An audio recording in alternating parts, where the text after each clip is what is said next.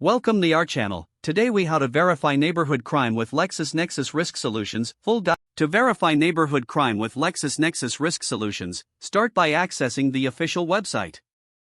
Once on the home page, locate the search bar at the top of the page. Type in neighborhood crime to find relevant resources and tools. Click on the link that directs you to Crime Data Services. You may need to create an account if you don't have one. Follow the prompts to complete the registration process. After logging in, navigate to the Crime Data section.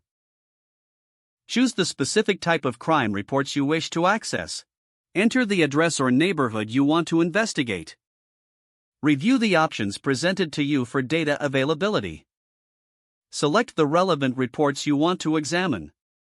You'll see various crime statistics and trends for the area. Pay attention to crime types, frequency, and timeframes. Look for maps or visual aids that give a geographical context to the data. Consider using filters to refine the results based on specific concerns. Once you've gathered the necessary information, take notes for future reference. If needed, download or print the reports for offline access. Regularly check back for updates, as crime data can change frequently. If the page does not load, refresh the browser or try again in a private or incognito window. Make sure you are using the correct email address, then retype it carefully to avoid small typos. If your password is not accepted, use the reset option and create a new strong password you can remember.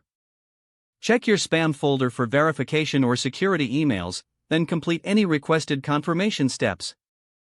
Enable two-factor authentication if available to improve account security and reduce unauthorized. After signing in, review your profile details so your contact information and settings are accurate and current.